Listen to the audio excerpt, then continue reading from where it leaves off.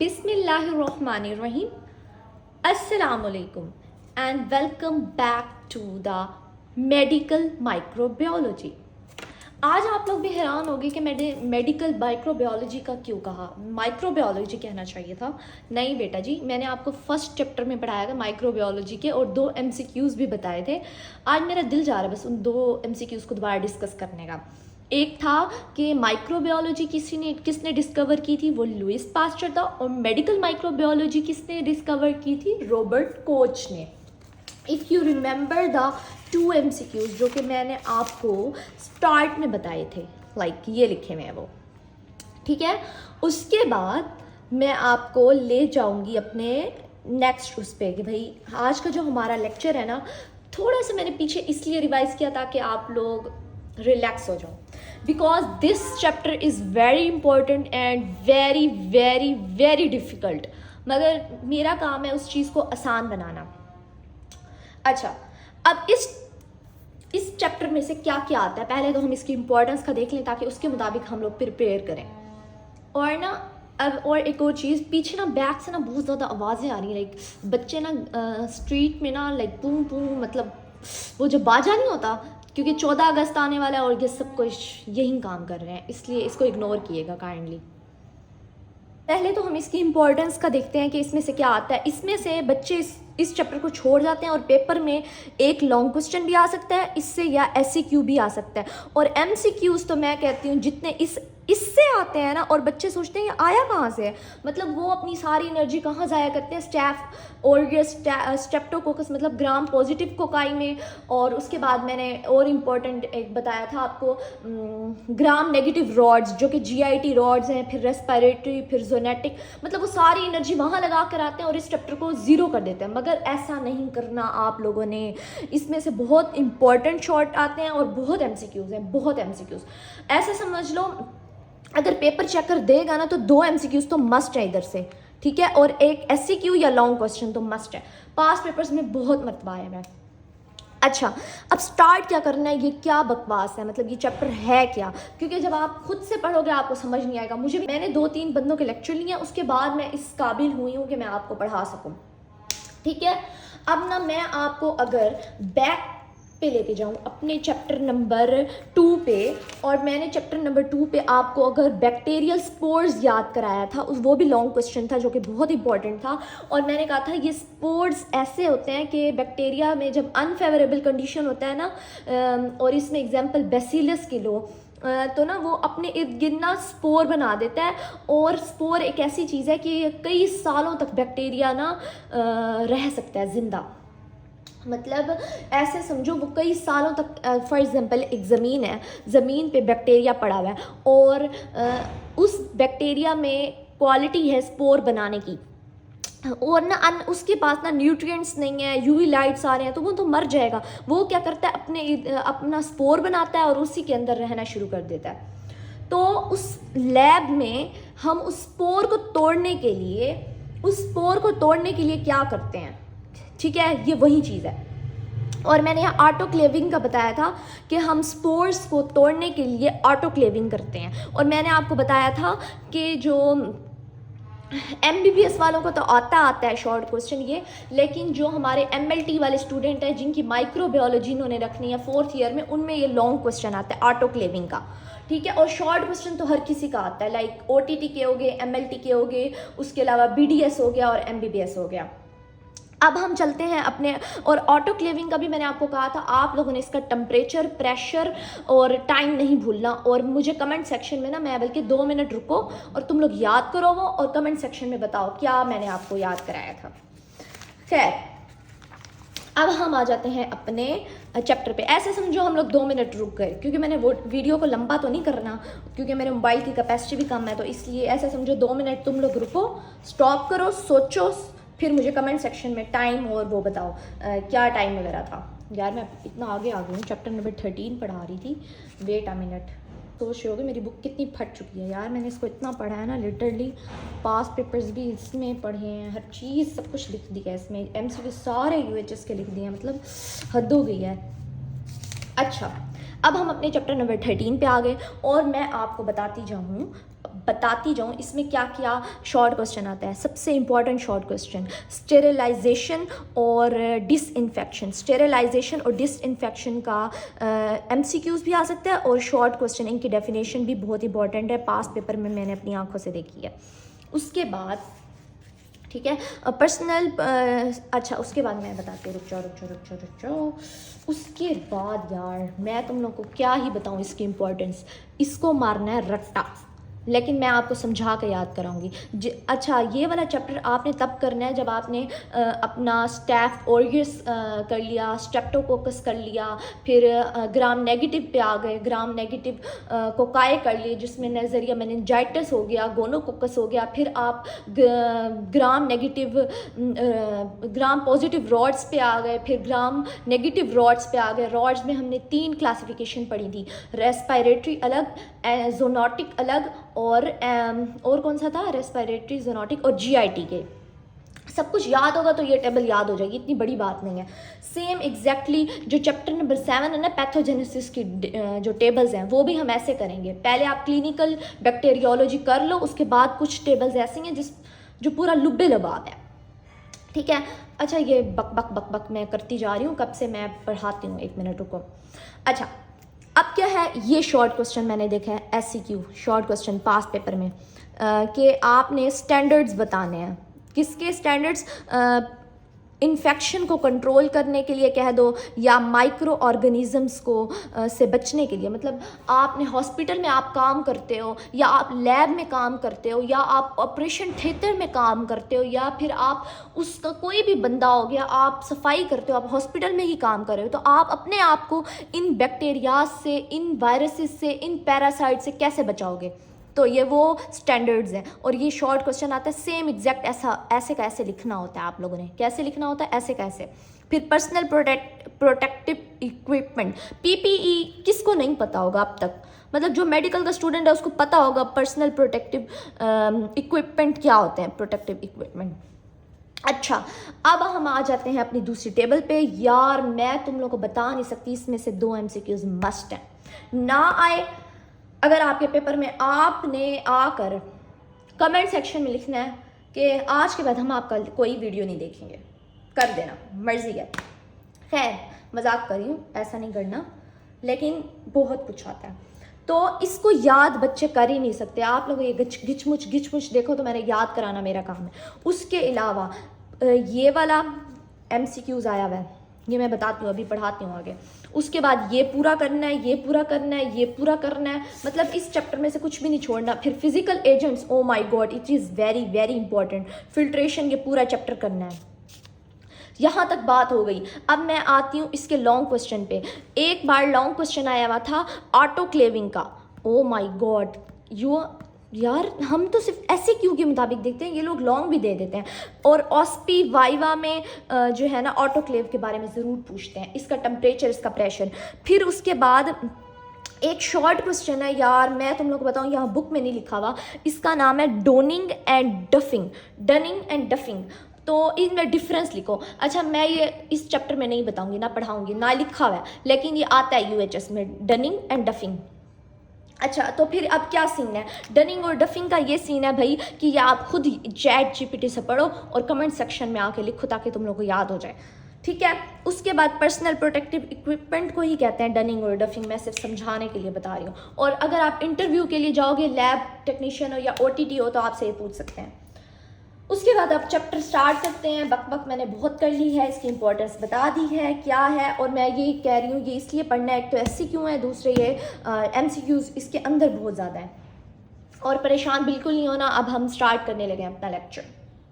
अच्छा अब सीन क्या है बेटा, सीन ये है कि हम स्टार्ट कर रहे हैं अपना चैप्टर नंबर 13, और मैं स्टार्ट किससे करूँगी, स्टेरिलाइजेशन।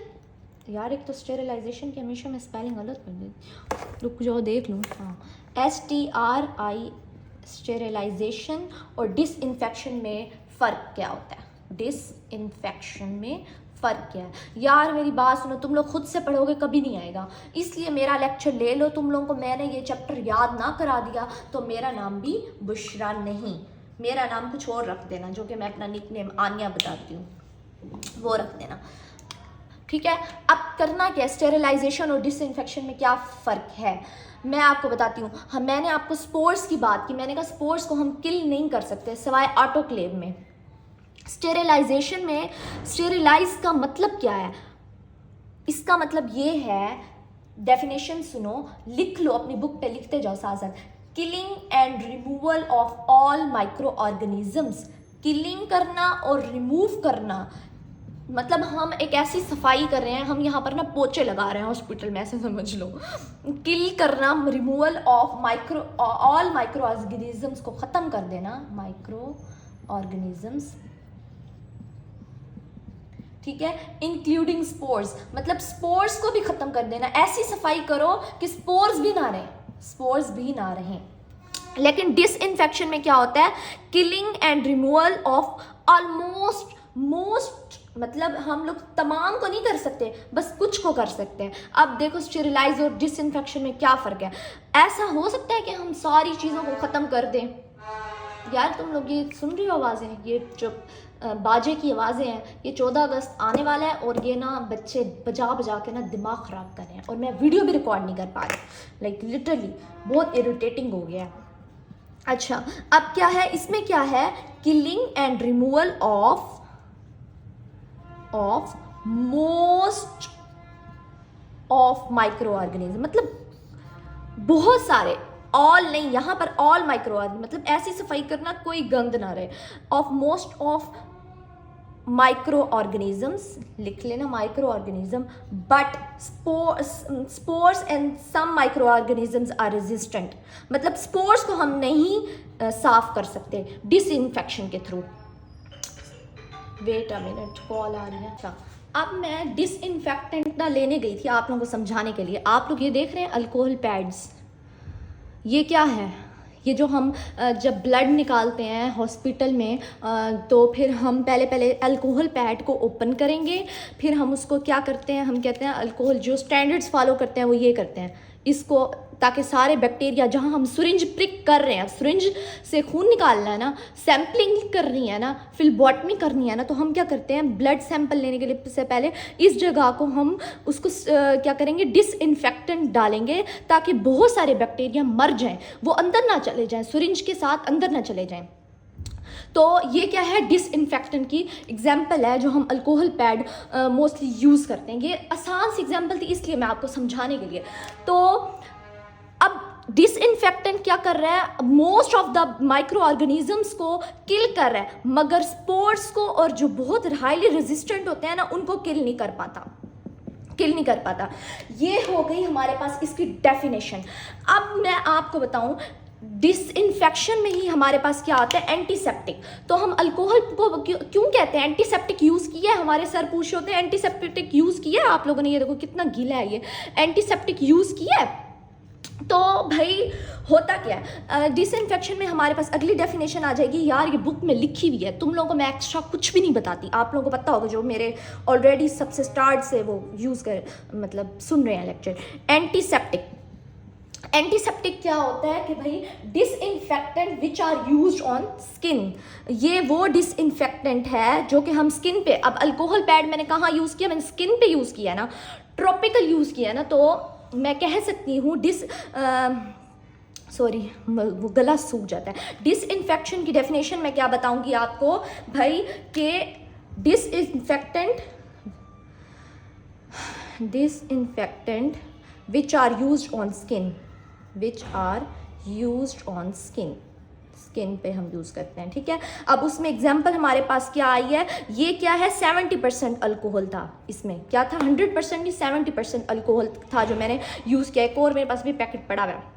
अच्छा, ये पता मैं क्यों यूज़ करती हूँ, जब मैं अपने यहाँ पर मेरे फेशियल हेयर्स हैं बहुत लाइट से, उसकी शेविंग करने के लिए ना मैं हर बार तो यूज़ नहीं करती ना वो रेज़र, तो उसको ना स्टेरिलाइज कर देती हूँ, डिसइंफेक्शन ख़त्म कर देती हूँ उसको यूज़ करती हूँ दोबारा से। 70% अल्कोहल, और दूसरी एग्जाम्पल है आयोडीन, ठीक है। अब मेरी बात सुनो, अब बुक पे आ जाओ। पहली बात मैंने क्या बताई, स्टेरिलाइजेशन की डेफिनेशन, फिर मैंने आपको क्या बताई, डिसइंफेक्शन की डेफिनेशन, जो ये हो गई स्टेरिलाइजेशन की और डिसइंफेक्शन की। स्टेरिलाइजेशन में मैंने कहा कि तमाम माइक्रो ऑर्गेनिज्म को ख़त्म कर देना, इवन स्पोर्स भी ख़त्म कर देना। डिसइंफेक्शन में मैंने कहा not all but most of the micro organisms ख़त्म कर देना। फिर मेरे पास क्या आई, एंटीसेप्टिक। ये देखो एंटीसेप्टिक की डेफिनेशन यहाँ लिखी है, जूम आउट करूँ कैमरे को, वेट अ मिनट। अब मैंने जूम इन होता है, पता नहीं मैं जूम आउट क्यों कहती हूँ हमेशा। अच्छा, अब क्या हो रहा है कि भाई एंटीसेप्टिक हो गया। एंटीसेप्टिक की डेफिनेशन क्या है, वो केमिकल्स या वो डिसइंफेक्टेंट जो हम स्किन के ऊपर यूज़ करते हैं या म्यूकस मेम्ब्रेन पे। अब इसकी एग्जाम्पल पे तुम लोग लिखो, एंटीसेप्टिक की एग्जाम्पल में लिखना ज़रा, मैं तुम लोग को बता दूँ। एंटीसेप्टिक में क्या है, हमारे पास 70% अल्कोहल है, ठीक है। दूसरा हमारे पास क्या था, मैंने आपको बताया आयोडीन है, आयोडीन भी हम यूज़ कर सकते हैं। उसके बाद हम ना, आप लोगों को पता होगा, हम हॉस्पिटल में ना उनके जो फ्लोर्स होते हैं उनमें फ़िनोल यूज़ करते हैं जब उनकी सफाई हो रही होती है। और ना एक जब हम हॉस्पिटल जाते हैं, अच्छे हॉस्पिटल्स जाते हैं, उनमें फ़िनोल की स्मेल आ रही होती है क्योंकि उनका फ़र्श उन्होंने फ़िनोल से साफ़ किया होता है। फ़िनोल तो फ़र्श साफ़ करने के लिए हो गया ना, लेकिन एक होता है हमारे पास, मैं तुम लोगों को क्या बताऊँ, रुक जाओ।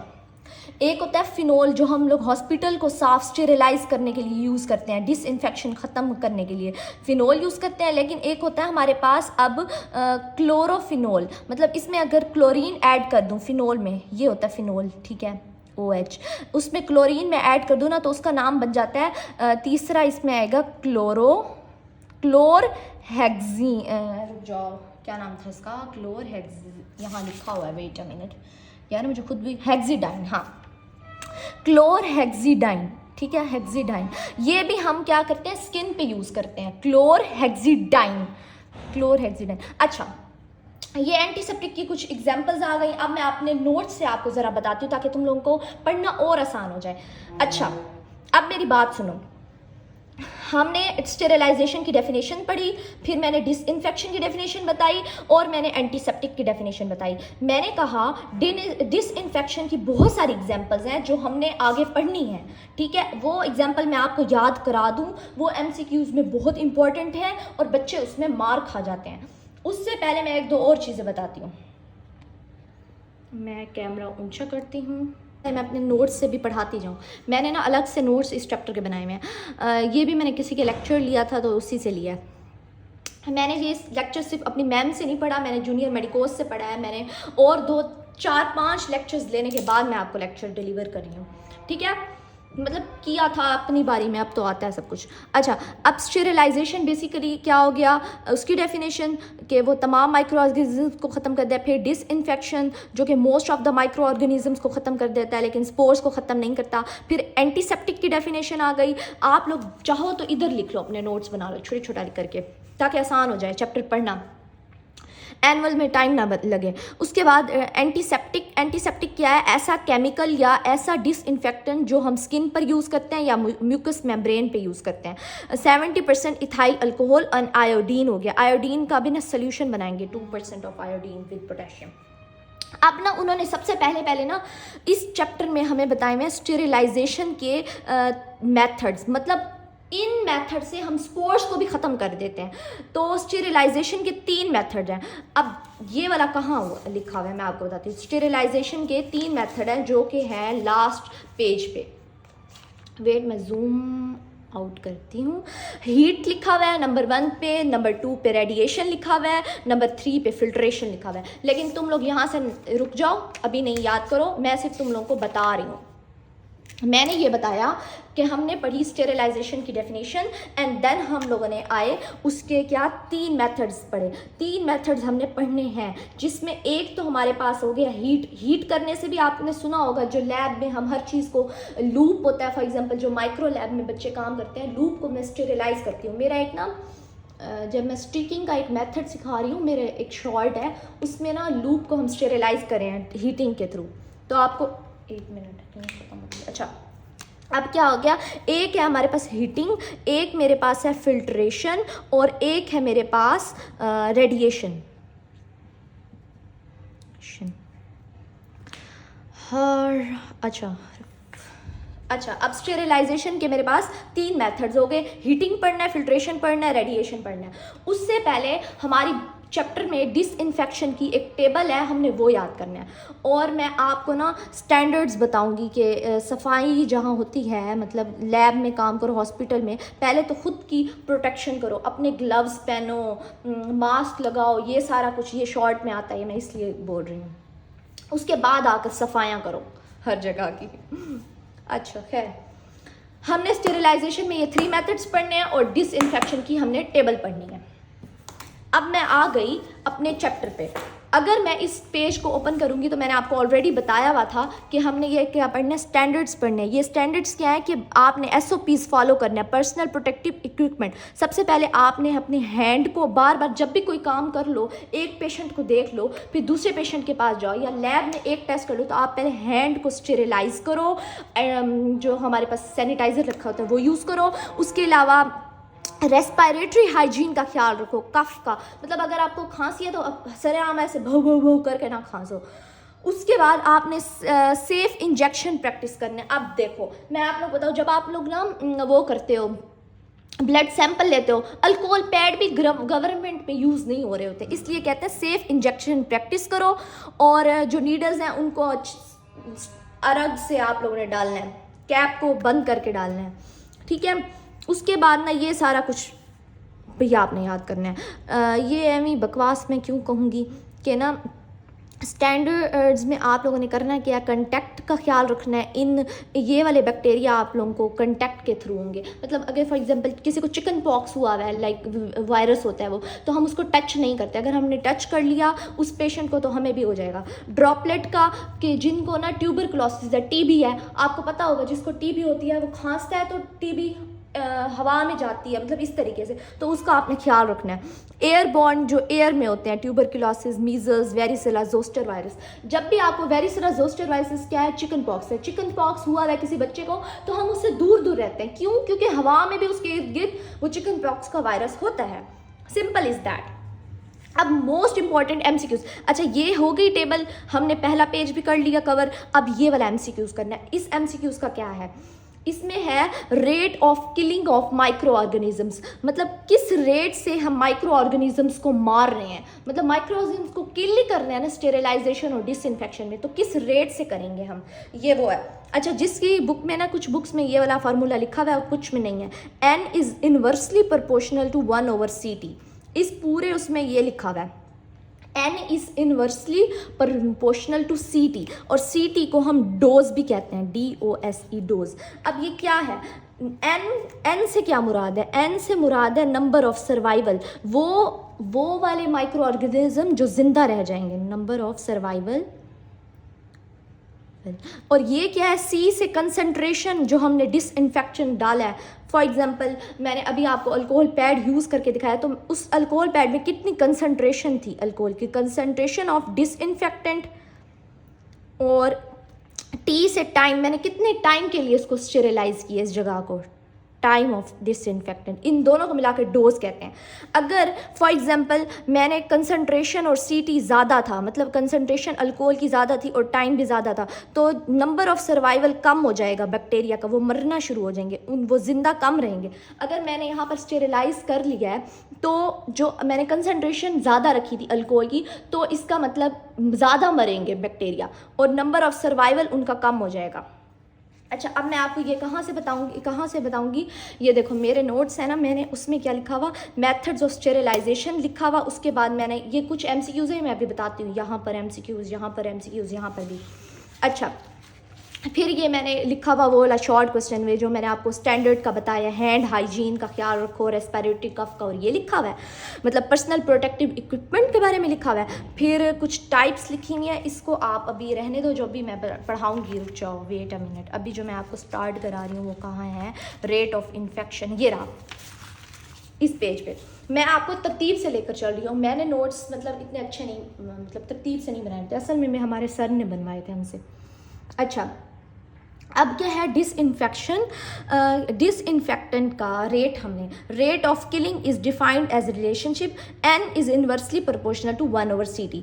N का मतलब है नंबर ऑफ सर्वाइवर जो जिंदा रह रहे हैं is inversely proportional to the concentration of agent and time of disinfectant.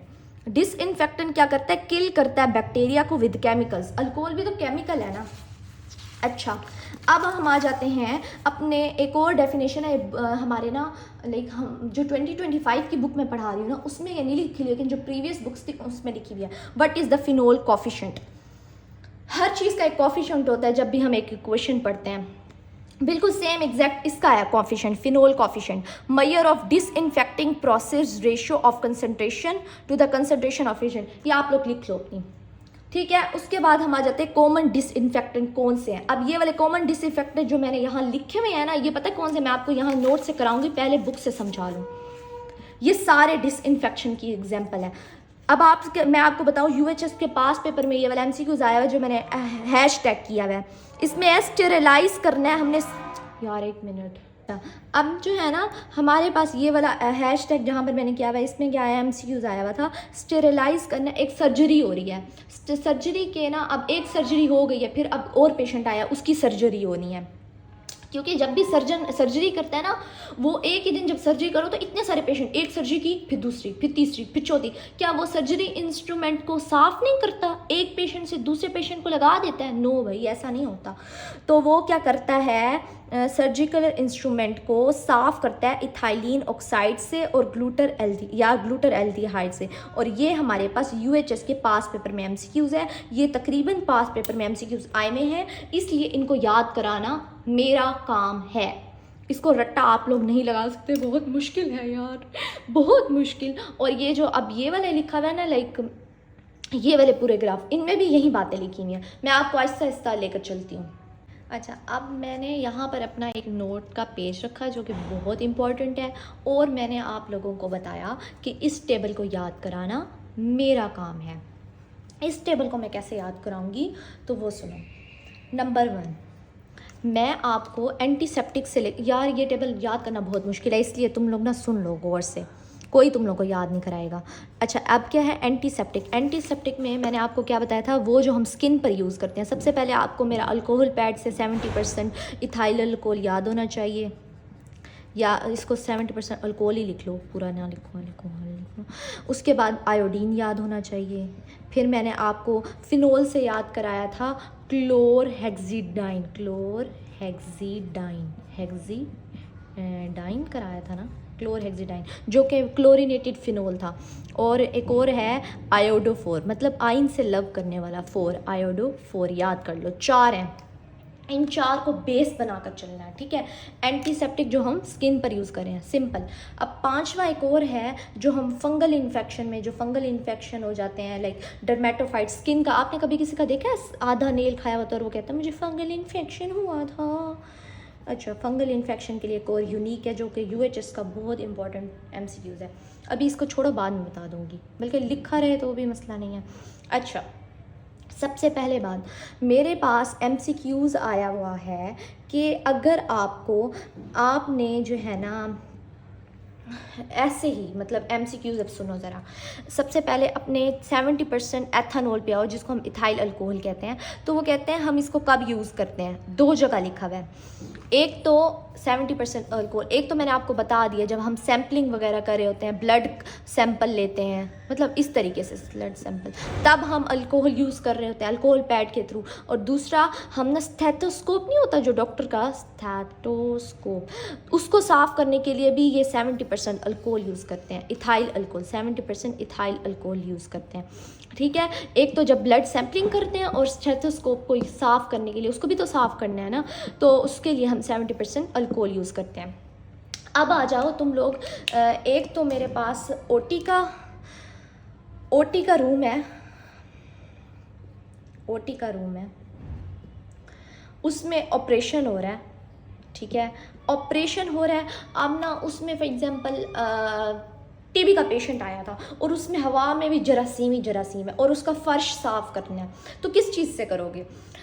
ये आप लोगों को, हम ओटी के रूम की हवा को साफ़ करने के लिए हम क्या यूज़ करते हैं, रेडिएशन। और रेडिएशन किसका मेथड था, स्टेरिलाइजेशन का। स्टेरिलाइजेशन के जब मैंने आपको मेथड बताए हैं, स्टेरिलाइजेशन के जब मैंने आपको मेथड बताए हैं, मैंने 3 बताए हैं। कौन से? एक हीट मैंने कहा था, दूसरा मैंने कहा था फिल्ट्रेशन करना है, फिल्ट्रेशन के बाद मैंने आपको बताई थी तीसरी बात रेडिएशंस की। अब रेडिएशंस हम यूज़ करते हैं, यूवी रेडिएशंस यूज़ करेंगे या फिर एक्सरे वाली करेंगे, हम यूज़ करेंगे इस रूम की एयर को साफ़ करने के लिए, ठीक है। मतलब हम उसको पूरा स्टेरिलाइज करेंगे, ओटी के रूम को पूरा स्टेरिलाइज करेंगे। लेकिन ओटी के रूम का फर्श साफ़ करने के लिए, यार ये सारे MCQs हैं, तुम लोग इग्नोर मत करो, तुम लोग ऐसे कहोगे ये बोंगी क्या पढ़ा रही है हमें।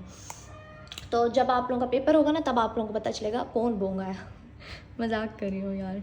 अच्छा, अब फ्लोर को, इसके फ़र्श को साफ़ करने के लिए बुक में यहाँ पैराग्राफ है, उन्होंने यहाँ पर लिखा हुआ है फिनोल जो है ना फर्स्ट डिसइंफेक्टेंट था जो हम ना ओटी के रूम में यूज़ करते थे, लेकिन अब हम क्लोरहेक्सिडाइन यूज़ करते हैं। हम लोग मतलब फ़िनोल नहीं, हम क्लोरीनेटेड फ़िनोल्स यूज़ करते हैं, ये इस पैराग्राफ में लिखा हुआ है।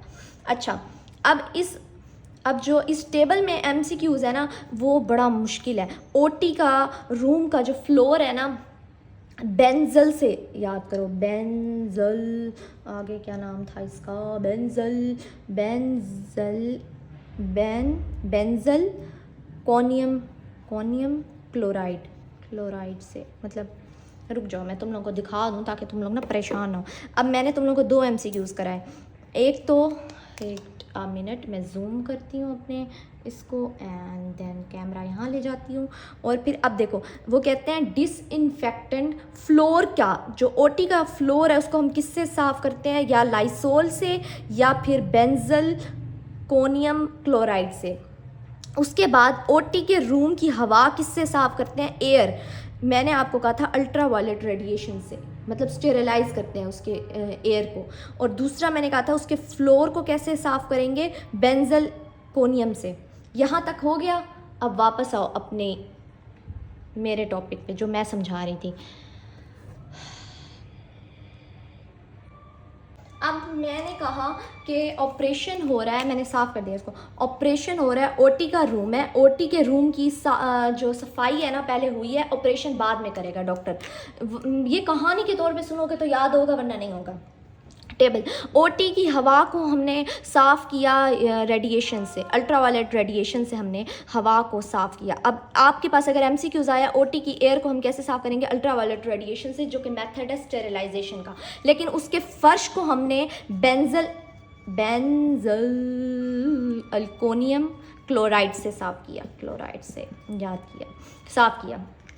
अब मेरे पास और आपको अगर याद हो तो मैंने एंटीसेप्टिक बताया था। एंटीसेप्टिक में मैंने आपको क्या याद कराया, 70% इथाइल अल्कोहल है, जिसको एथेनॉल भी कहते हैं, इथाइल अल्कोहल है। उससे हमने क्या साफ़ करते हैं हम लोग, एक तो सैम्पलिंग के वक्त सफाई करते हैं, और दूसरा हम अपना स्टेथोस्कोप भी इसी से साफ़ करते हैं, स्टेथोस्कोप भी इसी से साफ़ करते हैं। अब हमारे पास आ जाता है एक और MCQs कि अब डॉक्टर आ गया सर्जरी करने के लिए, उसने सर्जरी करनी है, क्या करनी है, सर्जरी करनी है। अब ना उसने सर्जरी करनी है, अब उसने सर्जिकल जो इंस्ट्रूमेंट है उनकी भी सफाई करनी है अपने हाथ। सबसे पहले डॉक्टर अपने हैंड्स को स्टेरिलाइज करेगा, किससे करेगा, I have a question to you. ये MCQs आता है कि वो, अब मैंने आपको एंटीसेप्टिक में कौन से याद कराए थे, आयोडीन याद है, आयोडीन के बाद आयोडोफोर याद है, फिर फिनोल याद है, फिनोल याद है, मैंने कहा था क्लोरीनेटेड फिनोल यूज़ करते हैं हम लोग, जिसको हम क्लोरहेक्सिडाइन कहते हैं। अपने हाथ क्लोरहेक्सिडाइन से साफ़ करते हैं। और ये ना जिस चीज़ की सर्जरी करनी है, फॉर एग्जांपल ये पेशेंट लेटा हुआ है, उसने इस जगह की सर्जरी करनी है, पेट की, उस जगह को ये साफ़ करेगा, पहले उसको भी तो साफ़ करता है ना, उस जगह को ये किससे साफ़ करेगा, आयोडोफोर से, आयोडीन से याद करना, आयोडोफोर। देखो ये भी एंटीसेप्टिक है, ये भी एंटीसेप्टिक है। सबसे पहले ओटी के रूम के MCQs हमने कर लिए हैं, फिर हमने कहा सर्जन आ गया, उसने भाई ओटी के उसमें क्या करना है, ऑपरेशन करना है। रुक जाओ मैं इसको साफ़ कर लूँ यार, मेरे पास ऐसे में टिश्यू भी नहीं पड़ा हुआ और डस्टर भी नहीं है, इतनी गरीब बंदी हूँ मैं। अब डॉक्टर ने अपने जो हैंड साफ़ किए, सर्जन ने हैंड्स अपने किससे साफ़ किए थे, इतने अच्छे से, मतलब फिनोल से अपने साफ़ किए हैं, ऐसे समझो, क्लोरहेक्सिडाइन से याद साफ़ किए हैं, ठीक है। और जो साइट है सर्जरी साइट, उसको किससे साफ़ किया है उन्होंने? आयोडोफोर से किया है, आयोडोफोर से किया है।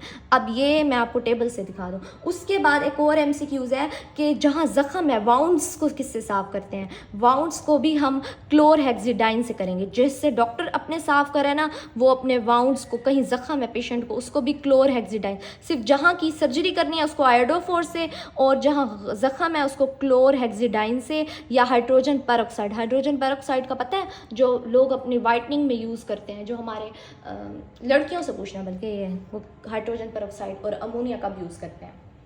अच्छा, ज़ख्मों को साफ़ करने के लिए भी हम यूज़ कर लिया। फिर अब एक और एमसीक्यूज़ है। अच्छा, अब यहाँ तक हमारे एमसीक्यूज़ हो गया। सर्जन का के हैंड्स का, सर्जरी साइट का और ज़ख्मों को साफ़ करने का सारा कुछ हो गया। ओटी रूम का, ओटी फ्लोर का। अब हमारे पास एक और एमसीक्यूज़ क्या हो गया? बर्न्स, जले हुए बंदों के लिए हम ना याद रखना हमेशा सिल्वर चीज़ याद करते हैं। यार तुम लोग पूरा ना भी याद करो ना, सिल्वर सल्फा डिज़ाइन है ना। तो यहाँ एमसीक्यूज़ अब दिखाती हूँ तुम लोगों को। Wait a minute. हाँ, अंधेरा क्यों आ रहा है? I am done with. अच्छा, मेरा मार्कर किधर गया? किधर गया मेरा marker? It's my marker. Yes, ये रहा। अब मैंने सबसे पहले क्या बताया? पहले दो एमसीक्यूज़ को देखो। सर्जरी में हैंड्स अपने किससे साफ़ किए? इस पर हाथ रखो और याद करो। हाथ उसने किया था फिनोल, क्लोरीनेटेड फिनोल, जिसको हम क्लोरहेक्सिडाइन कहते हैं। सर्जरी साइट को किससे साफ़ किया? पेशेंट को किससे साफ़ किया? आयोडोफोर से। फिर ये वाली वही बातें आ गई, ये कर चुके हैं हम लोग। ओटी रूम का भी याद कर लिया था, ओटी के फ्लोर का भी याद कर लिया था, स्टेथोस्कोप का भी पता है 70% नोल। और ज़ख्मों को, वाउंड्स को किससे साफ़ करते हैं? मैंने आपको कहा था वो भी जैसे अपने हाथों को साफ़ करते हैं वैसे ज़ख्मों को साफ़ करते हैं, क्लोरहेक्सिडाइन और हाइपर पेरोक्साइड, एक और नाम भी है थर्मिसोल। अच्छा, फिर और ना बर्न वाले जले हुए बंदों का मैंने सिल्वर से याद करा है, सिल्वर सल्फा डिज़ाइन, यूएचएस के पास पेपर का है। अब एक और एमसीक्यूज़ है। हाँ, मैंने ऑटोक्लेविंग का नाम लिया था ना, तो एक एमसीक्यूज़ आया हुआ था यूएचएस के पास पेपर में कि हम लोग जिसको ऑटोक्लेविंग नहीं कर सकते, जिसकी हम स्टेरिलाइजेशन के लिए ना उसका क्या यूज़ करते हैं, उस अगर आप जिस चीज़ की ऑटोक्लेविंग नहीं कर सकते उसकी स्टेरिलाइजेशन करना चाहते हो तो आप इथाइलिन ऑक्साइड यूज़ करोगे या ग्लूटाराल्डिहाइड। और हमारा इथाइलिन ऑक्साइड ऑप्शन में था और मेरा गलत हो गया था एमसीक्यूज़, मुझे नहीं आता था कि स्टेरिलाइज करो सर्जिकल इंस्ट्रूमेंट्स। जो सर्जरी करने के इंस्ट्रूमेंट्स हैं ना, उनको हम ऑटोक्लेव नहीं करते। हम क्या करते हैं? ऑटोक्लेव हम करते हैं ग्लव्स वगैरह को, मतलब। लेकिन जो सर्जरिकल इंस्ट्रूमेंट्स हैं ना, उनको हम करते हैं हम स्टेरिलाइज करने के लिए, ताकि दूसरे पेशेंट, जो अगला पेशेंट आएगा जिसकी हमने सर्जरी करनी है, उसको ना हो। उसके लिए हम इथाइलिन ऑक्साइड करेंगे या फिर ग्लूटाराल्डिहाइड यूज़ करेंगे। दैट इज़ मतलब ऑलमोस्ट हो चुका है। बस एक्स्ट्रा एक और है, जिनको पता होगा, लैब वाले बंदों को पता होगा, हम क्या करते हैं? हेपेटाइटिस बी वायरस का टेस्ट करवाते हैं। जब भी आपका कुछ भी होना हो तो वो कहते हैं HBV का भी, HCV भी कर, तो सिफाइलिस का भी करो। अच्छा, जहाँ पर ये वाले वायरसेस होंगे ना, उसका फ़र्क, मतलब जहाँ पर ये पेशेंट्स होते हैं उनका ना हम साफ़ करते हैं ब्लीच, वहाँ ब्लीच से हम सफाई करते हैं, वहाँ हम ब्लीच से सफाई करेंगे, जो कि डिसइंफेक्टेंट है। ठीक है। अब मैं तुम लोग को अगर ये कहूँ कि तुम लोग ये पूरा खुद से भी पढ़ सकते हो तो ये गलत नहीं होगा, या आप खुद से भी पढ़ सकते हो। और याद रखना कौन सा डिसइंफेक्टेंट सेल मेम्ब्रेन को अफेक्ट कर रहा है, कौन सा डिसइंफेक्टेंट प्रोटीन्स को जाके डैमेज करता है बैक्टीरिया की, ताकि वो मर जाए, और कौन सा जो है ना उसकी न्यूक्लिक एसिड पे है वो करता है। अब यहाँ बहुत इंपॉर्टेंट एमसीक्यूज़ है जो कि मैं तुम लोगों को बताऊँ। क्रिस्टल वॉयलेट एंड, ये एमसीक्यूज़ आया हुआ था यूएचएस के पास पेपर में। Crystal violet and gentian violet, it is an antiseptic. ये कौन सा एंटीसेप्टिक है? मैंने कहा था 5वां याद रखना। फंगल इन्फेक्शन हो गया किसी को स्किन पे, तो हम उसके लिए क्या यूज़ करेंगे? वॉयलेट से याद रखना, क्रिस्टल से याद करो, क्रिस्टल वॉयलेट या जेंटेन वॉयलेट, क्रिस्टल वॉयलेट या जेंटेन वॉयलेट हम यूज़ करते हैं। बहुत इजी है मगर बहुत आसान तरीके से, बल्कि मैंने आपको पढ़ाने की कोशिश की है। अब हम आ जाएंगे अपने उस फिज़िकल एजेंट्स पे जो हम स्टेरिलाइजेशन में यूज़ करते हैं। 3 मेथड्स हैं। हीटिंग कर लो, हीटिंग के अंदर भी 3 टाइप्स हैं। हीटिंग के अंदर भी हमारे पास 3 टाइप्स हैं, या फिल्ट्रेशन कर लो या फिर रेडिएशन कर लो। रेडिएशन हम कहाँ कर रहे हैं? पहले मैं आपको ना, हीटिंग वाला बहुत बड़ा है जिसमें ऑटोक्लेविंग भी आता है, लेकिन फिल्ट्रेशन और रेडिएशन का मैं यूँ याद कराऊंगी। रेडिएशन क्या होती है, या एक्सरे डालोगे या फिर, और हमें पता है रेडिएशन हम कहाँ यूज़ कर रहे हैं, ओटी के रूम में यूज़ की थी ताकि उसकी जो एयर में जो भी बैक्टीरिया हैं वो मर जाएं। ओटी के रूम में हमने क्या यूज़ की थी, रेडिएशन यूज़ की थी। और कौन सी यूवी लाइट यूज़ की थी, ये वाला एमसीक्यूज आता है, कौन सी हम यूज़ करते हैं, 250 से 260 नैनोमीटर, 250 से 260 नैनोमीटर की हम वेवलेंथ यूज़ करते हैं ताकि वो मर जाए। एक एमसीक्यूज यहाँ से रेडिएशन वाले से ये आएगा, दूसरा एमसीक्यूज ये आएगा। मैं तुम लोगों को दिखाऊं, दूसरा एमसीक्यूज, अच्छा दूसरा एमसीक्यूज ये है, बैक्टीरियल स्पोर्स जो है ना वो रेजिस्टेंट होते हैं, एंड डोज, उनको कितनी डोज देनी होती है, मैंने डोज का क्या बताया था, सीटी से याद करो, 10 टाइम्स ग्रेटर देना पड़ता है। मतलब रेडिएशन जब हम दे रहे होते हैं हॉस्पिटल में, हमारे पास ओटी रूम है उसमें हम रेडिएशन दे रहे हैं, तो हम स्पोर्स को भी किल करने के लिए जो स्पोर्स होंगे ओटी रूम में उनको 10 टाइम्स ग्रेटर रेडिएशन देंगे। और कितने की रेडिएशन दे रहे हैं, पहले तो याद रखो 250 से 260 नैनोमीटर, ये एमसीक्यूज है, सिंपल। फिर एक्सरेज की बारी है। एक्सरेज को कहाँ यूज़ करते हैं, ठीक है, X-rays are use in medicine for sterilisation, medicine में यूज़ करते हैं, मतलब जो हमारे सुचर्स को साफ़ करने के, फॉर एग्जांपल अब ना हमारे पास पेशेंट आया हुआ है, पेशेंट की ना सर्जरी हो रही है और उसके स्टिचेस लग रहे हैं जिसको हम सुचर्स कहते हैं, और सर्जिकल ग्लव्स हमारे पास होते हैं जो हमारे, उनको साफ़ करने के लिए हम एक्सरे यूज़ करते हैं। और प्लास्टिक आइटम्स जैसे सिरिंजेस वगैरह लगा रही होते हैं फुल टाइम, तो उनको हम एक्सरे से साफ करते हैं। फिल्ट्रेशन का प्रोसेस, यार मैं तुम लोगों को बताऊं, एक रेडिएशन हम कर चुके हैं। रेडिएशन हमने क्या कहा कि हम यूवी लाइट्स यूज़ करते हैं ओटी के रूम को साफ़ करने के लिए। उसके बाद एक्सरे हम एक्सरे साफ़ कह रही हूँ, क्या बोले जा रही हूँ बुशरा, एक्सरे यूज़ करते हैं सुचर्स सिरिंजेस वगैरह को साफ़ करने के लिए। अब मेरे पास एक क्वेश्चन है कि एंडोस्पोर को ना ऑटोक्लेविंग से नहीं तोड़ा जा सकता। एक एंडोस्पोर को ब्रेक करने के लिए, ऑलरेडी आपको एंडोस्पोर एक्सोस्पोर का पता होगा, एंडोस्पोर को करने के लिए, और दूसरा हमारे पास है आईवी लाइंस। आईवी लाइंस जब दी जाती है उनको पता है स्टेरिलाइज किया जाता है, ऐसे नहीं आपकी बॉडी में कोई फ्लूइड लगाया जाता है, उसको भी साफ़ किया जाता है, उसको फिल्ट्रेशन के थ्रू साफ़ किया जाता है। क्या होगा फिल्ट्रेशन में, मैं तुम लोग को बताती हूँ। एमसीक्यूज़ है, बहुत इंपॉर्टेंट एमसीक्यूज़ यार, लिटरली तुम लोग सिर्फ सुन लो मेरी बात। मैं तुम लोग को ना अपने नोट से अगर बताऊं तो गलत नहीं होगा शायद, मेरी बात सुनो। मैंने हीटिंग का क्यों इग्नोर किया, क्योंकि हीट में ना 3 मेथड्स आ रहे हैं, dry heat, moist heat and the last one is pasteurisation, जिससे बहुत सारे एमसीक्यूज आते हैं। मैं आप लोगों को ले गई रेडिएशन और फिल्ट्रेशन, मतलब मैंने स्टेरिलाइजेशन का ये 2 टॉपिक पहले पढ़ाए। अच्छा ये मैंने क्यों पढ़ाए, अच्छा जिनकी हीटिंग नहीं करते ना हम उसकी फिल्ट्रेशन करेंगे या रेडिएशन करेंगे। पहला प्रोसेस तो हीटिंग का ही है कि आप हीट करो, लेकिन जो चीज़ें डैमेज हो जाती हैं, एंडोटॉक्सिन को हीट नहीं डैमेज कर सकती। एक हम एंडोटॉक्सिन, अब एमसीक्यू सुनो, फिल्ट्रेशन में हम एंडोटॉक्सिन और आईवी लाइंस को साफ़ करते हैं। रेडिएशंस हम कहाँ, ओटी के रूम की एयर को साफ़ करने के लिए हम रेडिएशन यूज़ करते हैं। एक्सरेज किसको करने के लिए, सुचर्स और सिरिंजेस को साफ़ करने के लिए हम एक्सरेज यूज़ करते हैं, वो भी रेडिएशन में ही आता है। वेट अजान आ जाए। अब उसके बाद मैंने आपको बताया, फिल्ट्रेशन का बता दिया, रेडिएशन का बता दिया, सिंपल। अब ऑटोक्लेविंग जो बहुत इंपॉर्टेंट है उस पर चलते हैं। हीटिंग में हमारे पास ड्राई हीट है, मॉइस्ट हीट है और पास्चराइजेशन है। मैं आपको बस ये बता दूं, ऑटोक्लेविंग किस में आता है, हाथ रखो मॉइस्ट हीट में, ये बस याद रखना। फिर ऑटोक्लेविंग का टेम्परेचर, प्रेशर और क्या याद करना है आपने, ऑटोक्लेविंग में हम स्पोर्स को तोड़ते हैं। अच्छा क्या होता है, अगर आप लोगों को याद है उसका प्रेशर, टेम्परेचर और टाइम, तो कमेंट सेक्शन में लिखो। प्रेशर आपने नहीं भूलना, 121, सॉरी गाइस मैं उल्टा बोल रही हूँ। मैं तुम लोगों को यहाँ पर लेकर आऊँ अपने वाइट बोर्ड पे, यार ये तो मिट गया जो मैंने तुम लोगों को बताया था। स्टेरिलाइजेशन के मेथड, हीटिंग, फिल्ट्रेशन और रेडिएशन। अब रेडिएशन में तुम लोगों को 250 से 60 याद होगा नैनोमीटर। देते थे और 10 टाइम्स ग्रेटर देते थे स्पोर्स को मारने के लिए। अब फिल्ट्रेशन में एक MCQs, हाँ फिल्ट्रेशन पहले डिटेल में पढ़ा दूँ फिर तुम लोगों को आगे हीटिंग पे लेके जाती हूँ, मैं भूल गई थी।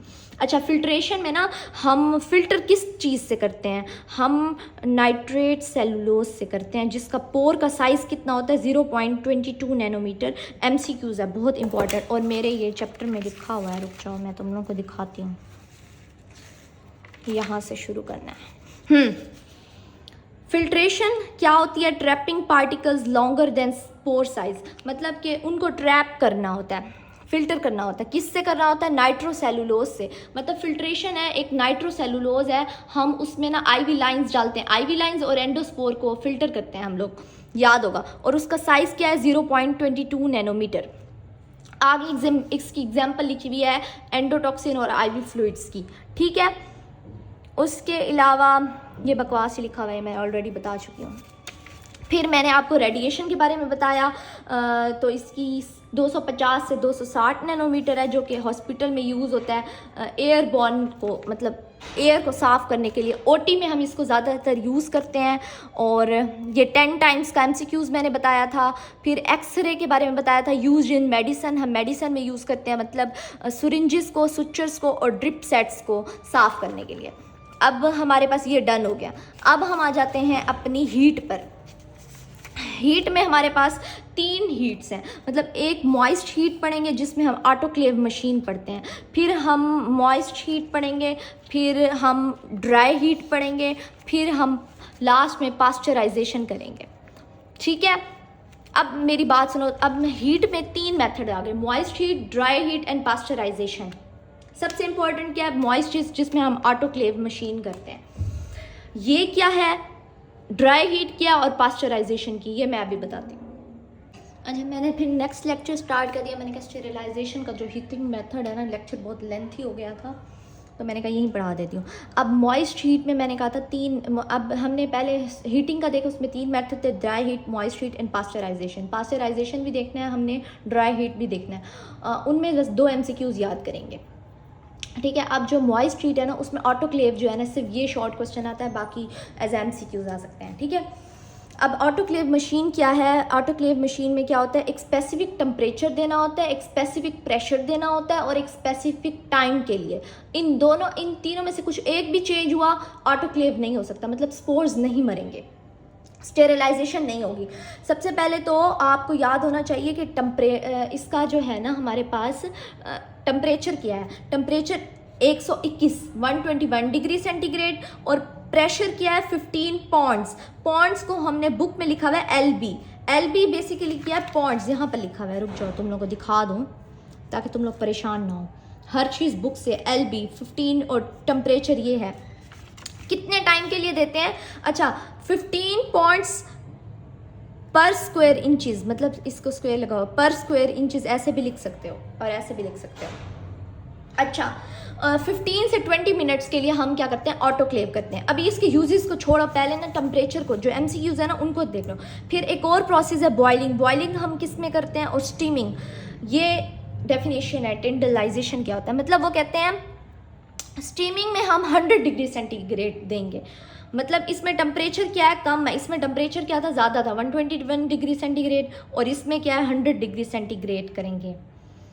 अच्छा 100 डिग्री सेंटीग्रेड हम किस लिए करते हैं, माइक्रो लैब में, जिसको पता होगा कल्चर मीडिया का, कल्चर एगर्स जो होती हैं, लाइक हो गया हमारे पास ब्लड एगर, उन सब को स्टेरिलाइज हम किस में करते हैं, टेंडलाइजेशन के थ्रू हम उसको स्टेरिलाइज करते हैं, क्योंकि वो ऑटोक्लेव में मर जाते हैं, उनमें बहुत ज़्यादा टेम्परेचर है ना और प्रेशर।